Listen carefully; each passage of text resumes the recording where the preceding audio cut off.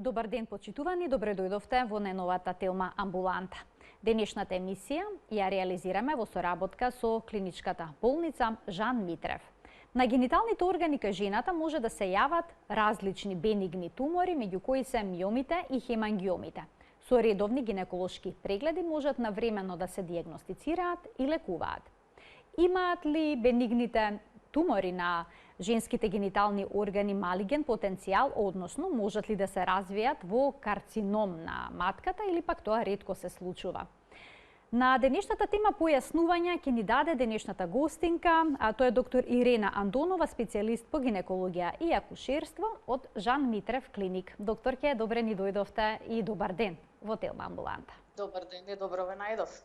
Кога ќе се споменат тумори на матка или пак воопшто на гениталните органи, веднаш се помислува на најлошото. Но кои се почести? Бенигните или пак малигните тумори? Кога зборуваме за гениталните органи? Па така, со среќа одговорот на вашето прашање е дека се многу почести бенигните тумори, за разлика од малигните тумори. Малигните тумори се јавуваат некаде од групата на сите малигни тумори кои што се јавуваат на популацијата, се некаде околу 6%.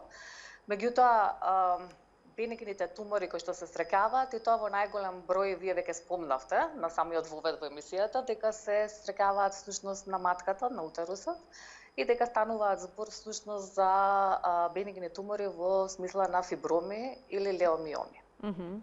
Фиброми, односно јас најдов еден термин фиброиди, вие ќе ме поправите доколку не е коректен. Така, вела дека се 95% од сите бенигни тумори фиброидите, дали е тоа исто што и миом? Да, самото име миом значи дека се составени всушност од мазна мускулна клетка, а пандан на тоа е фибромот или фиброид, кај што се викаат, каде што во фиброидите кои што се станува збор дека покрај мускулната клетка имаме и сврзано ткиво. Така да едно со друго всушност станува збор за иста структура, поради тоа што во секој миом или фиброид се среќава и мазна мускулна клетка и имаме и сврзано ткиво. Зависно од нивниот процент, може да биде подсврст или да биде помек. Докторке, дали миомите може да доведат до малигни промени, односно до карцином? Попрвно се сметаше дека миомите, ако забрзано растат или ако се појават после менопаузата, дека всушност може да преминат во карцином. Меѓутоа, двојбено е прашањето дали они можат да преминат или всушност тоа што почнало да расте, почнало да се развива, иако личело на миом, всушност не било миом. Најчесто од миомите не се развиваат малигни тумори.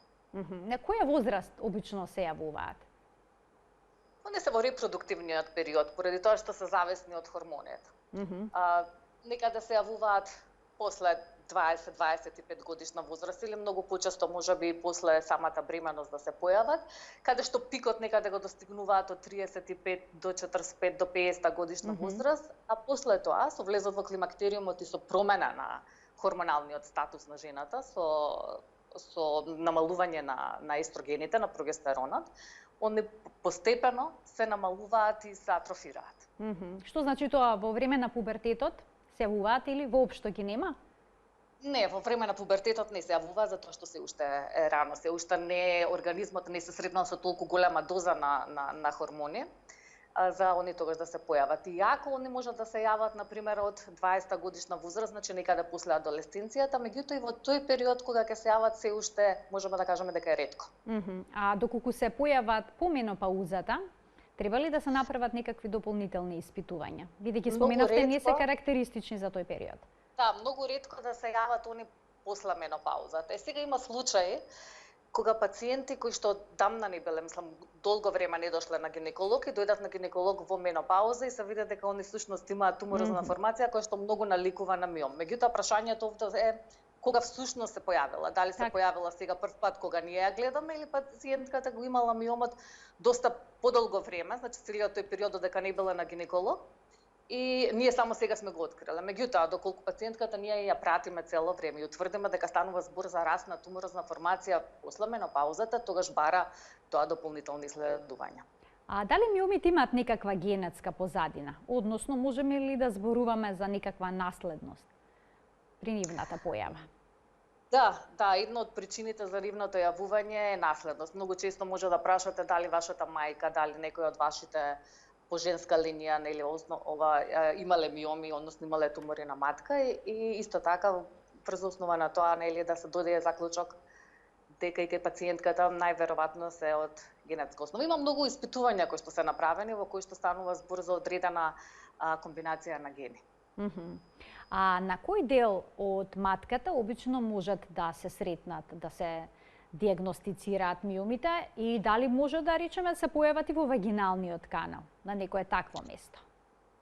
Значи, они многу често, најголем број на случаи на миомите се всушност на телото на матката. Ако матката ја поделиме на тело и на низен врат или оној дел кој што се наоѓа во вагината, они најчесто се јавуваат на телото на матката, има некаде само околу 2% може да се јават на цервиксот, тоа е на долниот дел на матката. Причината за тоа е што на телото на матката имаме поголема количина на на мускулни влакна, од кои што всушност и настануваат миомите. Таа количина на мускулни влакна доле, односно во цервиксот на матката е многу помала. Меѓутоа, може да се случи да они настанат во телото на матката, да настанат во внатрешната, во шуплината на матката, и со текот на времето толку да се зголемат, да почнат да излегуваат, односно ние велиме дека миомот се раѓа.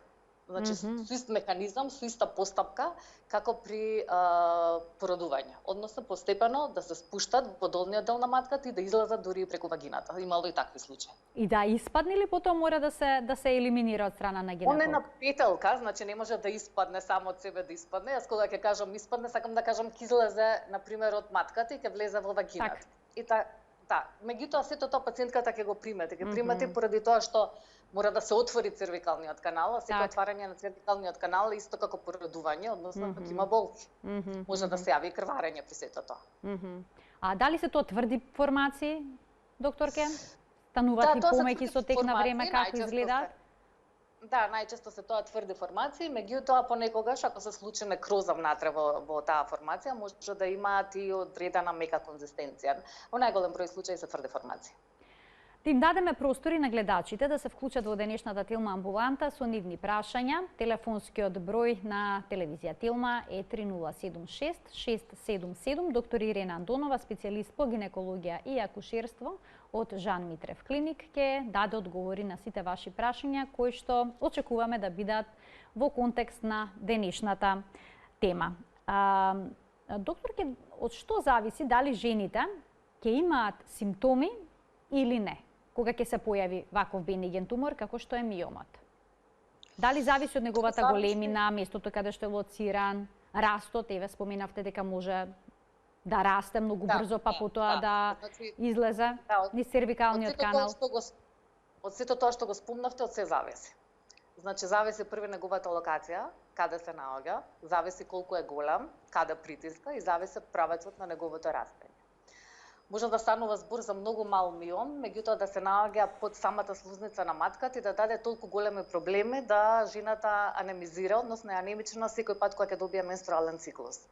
Да дојде до пат на хемоглобинот до 8 или нешто или повеќе, да доведе до една тешка анемија која што тешко може да ја коригира поради тоа што секој месец жената добива менструација. Може да станува збор па за еден голем миом кој што се наоѓа кој што се наоѓа надвор од телото на матката, кој што не прави притисок на околните органи и пациентката да не знае ни дека постои, односно и дека го има. Оно што се наоѓа надвор може да направи притисок на околните органи, може да има зачестено мокрење. Може да се јави обстипација, може да се јави болка, понекогаш ако се наоѓа, ако е миомот на петелка, велим, односно да е со една тенка петелка поврзан за матката, дури може да се заврти околу својата петелка и при тоа да даде јака болка, односно симптоми дури на еден акутен абдомен. А може ли да се јави неплодност поради миомот? Односно жената да не е во можност да забремени? Да, може да се јави неплодност кој што ќе зависи пред се од неговата позиција каде се наоѓа и неговата големина, од бројот на миомите. Не значи дека некоја жена ќе има само еден миом, може да има многу повеќе, кои што може да бидат различни димензии, може да бидат од сантим, па може да бидат до 8-9 сантими, па и поголеми. Не само што може да има проблеми со неплодноста, неплодност може да има проблеми во самата бременост. Преди тоа што миомите се хормонално зависни. Што значи растат интензивно, така? Не значи секогаш дека ќе растат во текот на бременост, врз основа на студии кои што се направени. Одреден процент од нив растат, некои остануваат исти. Меѓутоа проблемите може да настанат од локацијата на самиот миом во текот на бременост, тој може да се најде под постелката. Ако се најде под постелката, може да доведе до предвремено низино одлепување со последици и по мајката и по плодот. А дали е точно дека 50% од жените воопшто не знаат дека имаат миом, бидејќи тој не дава никакви симптоми, доколку не направат редовен гинеколошки преглед, па се потврди нивното присуство? Па јас не знам дали е 50% од жените, меѓутоа има одреден процент на жени кои што знаат дека имаат миом само врз основа на прегледот кој што го направиле на гинеколог, да не имаат никакви други симптоми.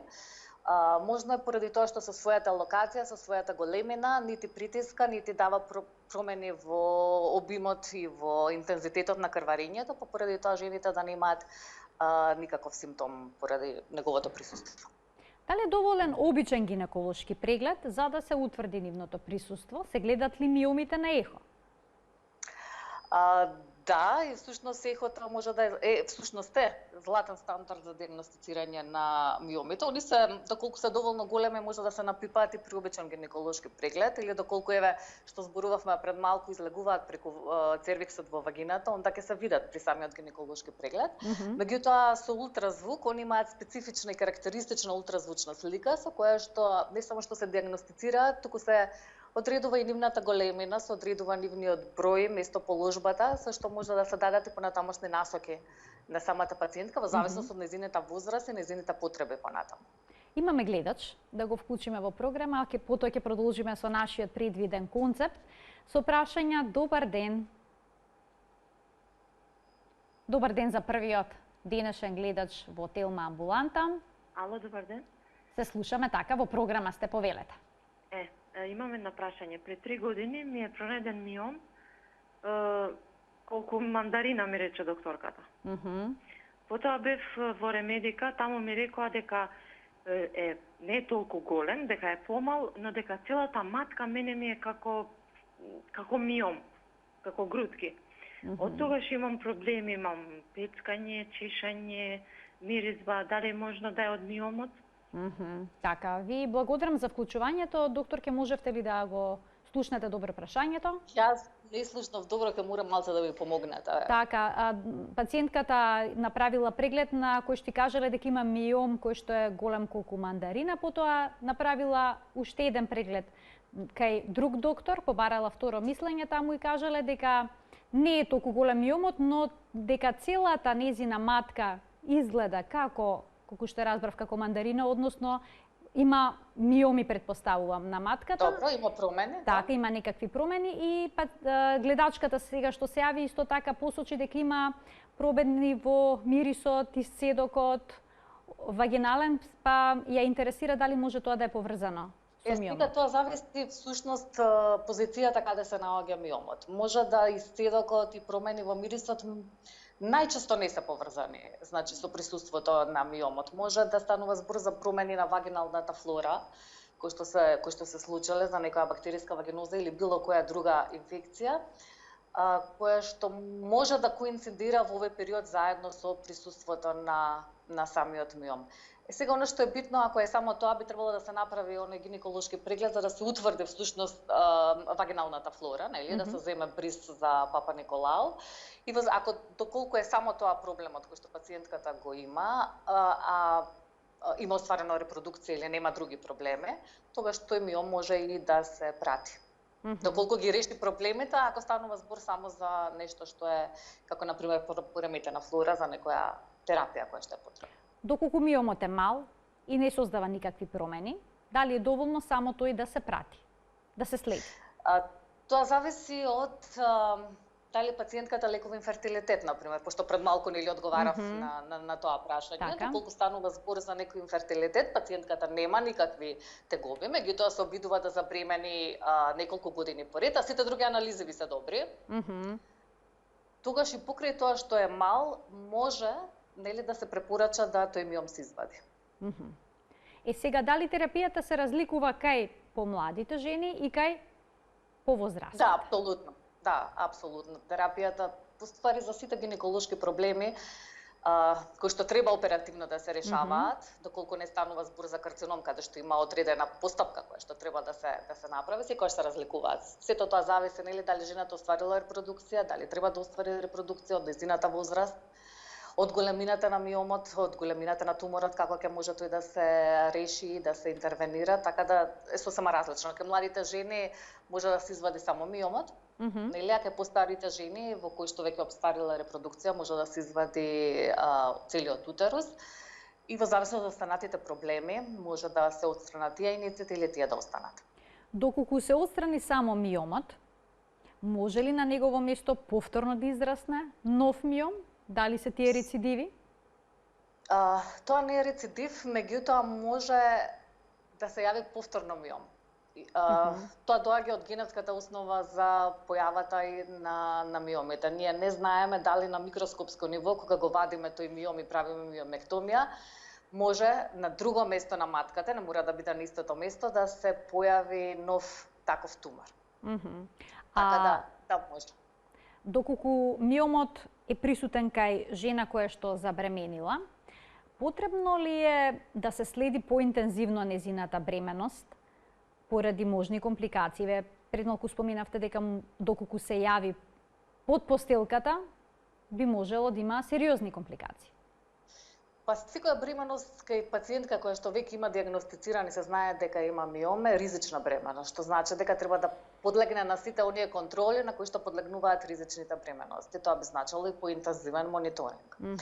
Да ја спомнам дека може да е под постелката да направи абрукција, може да доведе до предвремено породување, може да доведе до застој во раст доколку циркулацијата, односно исхраната на плодот е пореметена.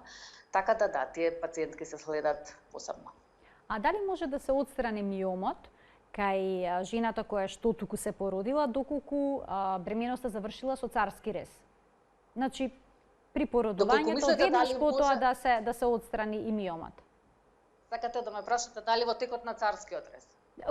При породувањето, ако жената се породи со царски рез, дали откако ќе се извади бебето, може потоа се направи зафат за отстранување на миом, дали може одеднаш тоа да се среди? Точно тоа не го правиме од причина што во текот на бременоста утерусот, односно матката е поголема, автоматски тоа и поголема циркулација имате ризик од големо крварење. Значи дали ќе се отстрани миомот, зависи дали на пример миомот некогаш имаше случај кога тој се наоѓаше на местото на кој што треба да го направите царскиот рез и беше сосема логично да го извадите миомот за да го извадите бебето. Така. Иначе друг начин не можете да му пристапите.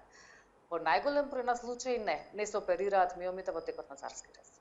А на каков начин хируршки се отстрануваат? И дали секогаш мора да се направи хируршки зафат или пак може со некоја лапароскопија, со некој таков третман? Да, може да се направи во зависност од неговата позиција. Доколку се наоѓа внатре во шуплината на матката, може да се извади со хистероскоп, со инструмент со камера, нели, внатре во шуплината на матката и онда дури пациентката не мора да биде и хоспитализирана, истиот ден може да замине дома без никаков рез, без никаков проблем, нити пак некоја голема реконвалесценција понатаму. Може да се извади со лапароскопска метода, нели, со помош на инструменти и камера преку абдомен, односно преку стомакот, при што исто така се влегува во абдомен, меѓутоа нема пациентката голем рез, може и со класична метода. Значи, постојат различни варијанти, што зависи од големината на миомот, зависи од неговата позиција и желбите на пациентот. А што се тоа, докторке, полипи? Дали се вистински тумори? По дефиницијата на тумор е дека секој ексцесивен нараст на било која клетка всушност е тумор. Така да тие се аденоиди, односно полипи кои што настануваат всушност од железастиот епител, односно слузницата внатре на матката, кои што во себе содржат и мал дел од строма и крвен сад. Така да, они се тумороидни формации. А се јавуваат ли во детството или пак во староста? Не, карактеристични ли се за репродуктивен период исто така? Зависат ли од естрогенот, од хормоните? Па да, еве, све што зборувавме за утерус, нели за матка, зборувавме за миоми, полипите исто така се зависни од хормоните, ако има време можеме да спомнеме и за некој цистен овариум кој што исто така се во текот на овој еден менструален циклус, они се зависни од естрогените пред се, односно станува збор за одредени клетки кои што врз основа на естрогеното дејство побрзо растат, во текот кога ќе дојде менструалниот период или менструацијата, они не отпаѓаат, односно не се губат со менструалната крв и продолжуваат понатаму да растат и на тој начин се формира полипот внатре во шупљината на матката, кој што може исто како миомот да излезе преку цервикалниот канал и да биде видлив. А дава ли некакви симптоми полипот, односно полипите? Почесто, за разлика од миомите, многу почесто дава крварење. Зошто? Што крвари, докторке? Самиот полип или пак полипот доведува до крварење во матката? И полипот крвари, и покрај тоа, полипот крвари, меѓутоа и слузницата на матката, односно тој кога се наоѓа внатре во матката, не и дозволува на матката да се стегне во текот на менструалниот циклус. Поради тоа што она не може да направи контракција, има голем дел од слузницата на матката кој што се лупи, кој што се исфрла од организмот, заедно со крварењето кој што настанува од полипот, поради тоа што и тој е составен всушност од истите клетки од кои што е составена и слузницата на матката. Така да обично знае да убилне менструални крварења, дури може пациентките да кажат дека во ова менструално крварење они ставиле дури пелена. Значи до толку обилни менструални крварења. Може да даде интраменструални крварења или спутинг, што се вика да се јават, и тоа се од оние карактеристичен, поретко дава болки и други симптоми. И она што може да го даде, поради големината негова, може да дојде до инфертилитет, односно да пациентката не може да забремене. Значи повторно проблем со стерилитет би можело да се јави како кај миомите. А дали е за полипите, на полипите на матката е карактеристично и белото прање, односно оној белузлав исцедок од вагината? Па, покарактеристично е крварењето. Белузлавиот исцедок е многу почесто е поврзан со присуство на соодветни инфекции или дисбаланс на нормалната флора која што постои. Меѓутоа тоа не е правило, некогаш може да се јави, поготово ако станува збор за поголем слуз од, например, од цервикалните жлезди, ако се наоѓа на тоа место полипот, пошто полипот покрај што во телото на матката, еве јас не спомнав, може да се најде и на долниот дел, односно на вагиналниот дел од матката и да биде видлив со око, па дури да направи крварења кои што ќе се јават во тек на односи. А тука ќе погледнеме еден блок реклами, а веднаш потоа продолжуваме со темата на која што зборуваме. Останете на Телма.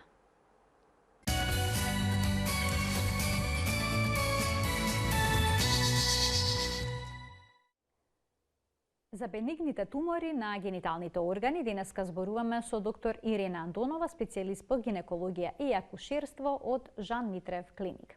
Доктор, ке пред малку зборувавме за полипите.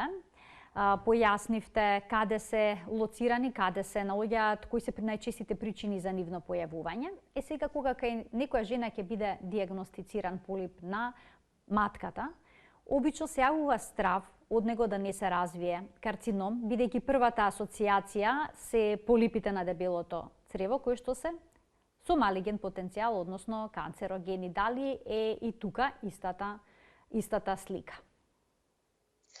Не, овде не е процентот таков, како што се полипите преканцерози на дебелото црево, поради тоа што некаде во 90-95% на случаи станува збор за бенигни промени. Меѓутоа, кога претходно ме прашавте дали миомот може да малигнизира, во овој случај јас реков дека најпрва тоа не е така, меѓутоа во овој случај кога станува збор за полипите, може да се случи на полипот да се развие аденокарцином, односно може да малигнизира, кој што ќе зависи нели од присуството на естрогенот, ќе зависи од неговата големина, каде се наоѓа, од возраста на самата пациентка, така да се случува, меѓутоа тоа е многу ретко.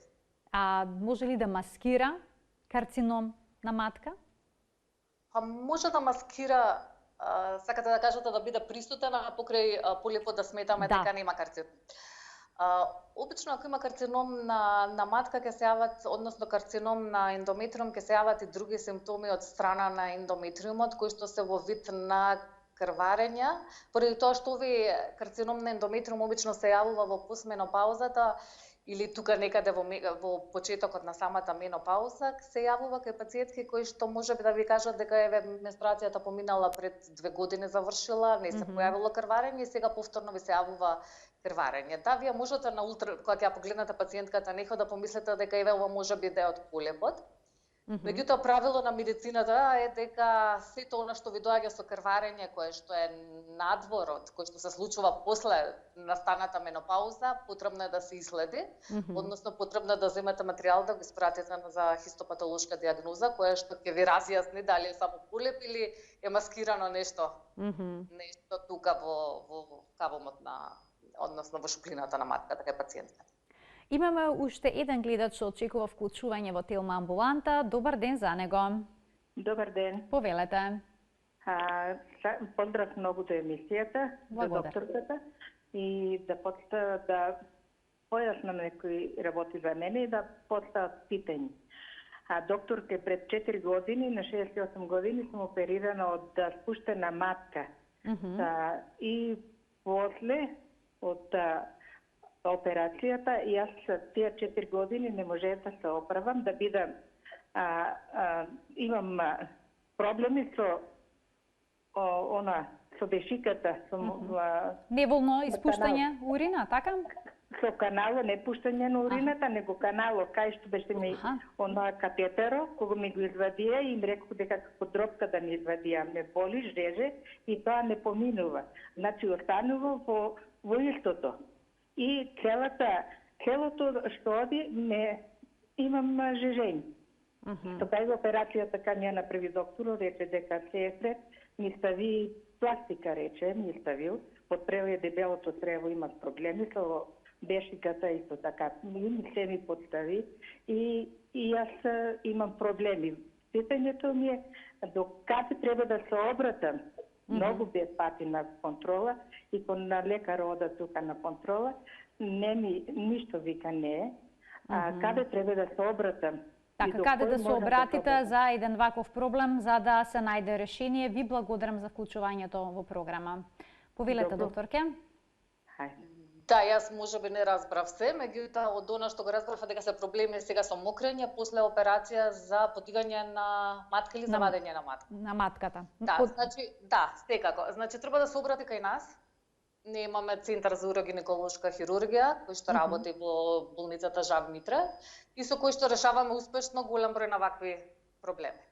Така да еве за пациентката може да дојде лично да се видиме и да ни соопшти какви се нејзините проблеми. Така, бидејќи само со преглед може да се утврди што понатаму, секако со преглед и со претходната документација од тие направени анализи. Така, кога станува збор за дијагностика на полипи, дали се потребни некакви посебни снимања или пак и во овој случај еходијагностиката е златен стандард? Еходијагностиката е секако дека преку ехо ние ќе го видиме полипот, меѓутоа постои уште една метода која што во исто време и дијагностицира и терапија имаме со неа, односно правиме ексцизија, значи тоа е хистероскопот со кој што ќе се влезе внатре во шуплината на матката, ќе се види полипот каде се наоѓа и веднаш ќе се извади. Така да постои уште една метода, секако дека ние не ја применуваме без да се сомневаме дека постои полип. Поради тоа што е сепак инвазивна метода за разлика од ехот. На кој принцип најчесто ги отстранувате полипите, доколку постои потреба за тоа и дали секој полип треба да се отстрани? Полипите ги отстрануваме најчесто со хистероскоп, некогаш може да се отстранат и со киретажа, каде што со помош на кирета се влегува внатре во шуплината на матката и се вади материјал. Меѓутоа, она што најдобро за отстранување е секако да го видите и да знаете точно од каде се наоѓа и да бидете сигурни дека целосно сте го извадиле за да не остане, например, некој дел од полипот кој што понатаму повторно ќе направи проблеми на пациентката. Доктор, ќе се јавуваат ли бенигни тумори на јајниците? На целиот генитален тракт всушност се јавуваат бенигни тумори и во бенигните тумори на јајниците исто така се јавуваат многу почесто за разлика од малигните тумори кои што ќе се јават. Велам, Среќа поради причина што јајниците за разлика од другиот дел на гениталниот тракт се малце понедостапни за преглед. Вие можете да го видите грлото на матката, можете вагината, вулвата, или се да видите со инспекција да направите кога ќе дојде пациентката на преглед. Оние кои што се на матката или на телото на матката даваат симптоми, па поради тоа вие и рано можете да ги откриете. Меѓутоа, сето оно што се јавува на јајниците е малце заскриено. Симптомите кои ќе се јават некогаш може да биде веќе касно.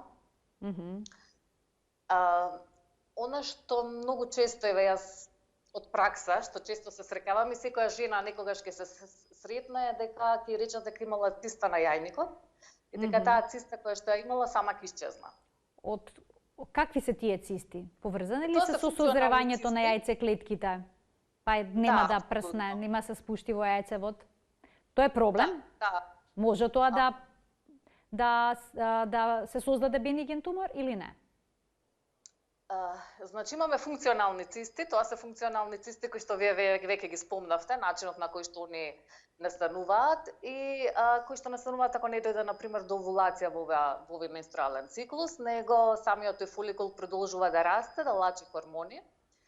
Покрај тоа што ќе се формира циста, пациентката може да има и други проблеми, односно да не дојде редовна менструација. И сега во репродуктивниот период може она после тоа да направи еден или два теста за бременност за да види зошто што се случува, додека не дојде и не одлучи да дојде на гинеколог за да се утврди дека е циста. Обично тие се толку бенигни промени кои што за еден циклус или два менструален ќе исчезнат. Поради тоа пациентката која ќе дојде на преглед многу често не брзаме со нашиот заклучок и диагноза за што станува збор, него велиме дека треба да дојдам на контрола или после менструалниот циклус или после 2 или 3 менструални циклуси, кога очекуваме дека ќе исчезна. Така. Покрај овие функционални цисти имате и циста која што е на жолтото тело, не знам колку гледачите знаат или се слушнале за тоа, која што всушност е функционална циста, односно се формира од она жолто тело кое што се формира во втора половина на менструалниот циклус, кое што може да лачи соодветни хормони и исто така да не дојде до појава на менструација тој циклус, односно она да порасне, во најголем број на случаи исто така исчезнува она самата од себе со текот на времето, меѓутоа проблем што може да даде во ретки случаи, може да даде крварење, дури на одредено место при низена руптура да направи толку силно крварење да се случува пациентките да дојдат со акутен абдомен или скрварени кај гинеколог. А доколку цистата не пукне и по неколку менструални циклуси, што се презема во таков случај? Па, зависно од карактеристиките, ултразвучните карактеристики на цистата на овариумот. Значи, ние секогаш поставуваме некоја диагноза во која што се сомневаме, велем или е функционална циста, или размислуваме дека може да биде дермоидна циста, или некогаш може да биде ендометриом. И сега, освен што имаме ултразвучни карактеристики, ние имаме помош и во однос на туморски маркери, кои што пациентката ќе ги направи врз основа на одредени вредности кои што ќе ги добиеме, ние го носиме заклучокот што би правеле понатаму. Секако тука големината или на цистата, незините, односно ултразвучни карактеристики, желбите на пациентката. Се презема ли некогаш порадикален пристап, односно хируршко одстранување на цистата? Да, во многу случаи може да се поради тоа што и цистичните тумори кои што се туморски формати, понекогаш и како цистичен тумор се презентира и почетен карцином на овариум. Така да сето тоа треба да се прати, да се следи и во зависност од секако и од возраста на пациентката, всушност кога тоа се јавува. Вие не можете да очекувате функционални цисти ако пациентката се наоѓа во менопауза. Кога очекувате дека овариумите веќе не функционираат, не можете да очекувате дека има некои деново цисти кои што секогаш ви поставуваат сомнение дека станува збор за нешто можеби малце по-драстично, помали. И моето последно прашање за денеска, дали на редовен гинеколошки преглед се открива сето ова и дали на гинеколог треба да се оди само по потреба или пак еднаш во годината? Не треба да се оди по потреба, треба да се оди еднаш во годината од причина што треба да се направи пап тест, треба да се направи ултразвук. Ултразвукот го правиме поради тоа што не можеме ние со обичен гинеколошки преглед се да видиме. Има многу нешта кои што можеме да ги видиме само со ултразвук, а можеме само при прегледот да ги пропуштиме. Така, со еден редовен гинеколошки преглед може да се избегнат многу компликации, доколку подобро да спречиме, биде диагностицирано, на време навремено. На време да делуваме, него од после да лечиме. Така, подобро да се спречи отколку да се лечи. Ви благодарам за вашето денешно гостување во Телма амбуланта. Се надевам дека ќе се видиме повторно кога ќе разјасните уште некои дилеми поврзани со одредена тема поврзана со женското здравје. Ви благодарам и јас на вас. Почитувани, ова беше се во денешната Телма амбуланта. Емисијата ја реализиравме во соработка со клиничката болница Жан Митрев. Се гледаме секој работен ден на фреквенцијата на телевизија Телма во редовниот термин во 13 часот и 45 минути. До гледање.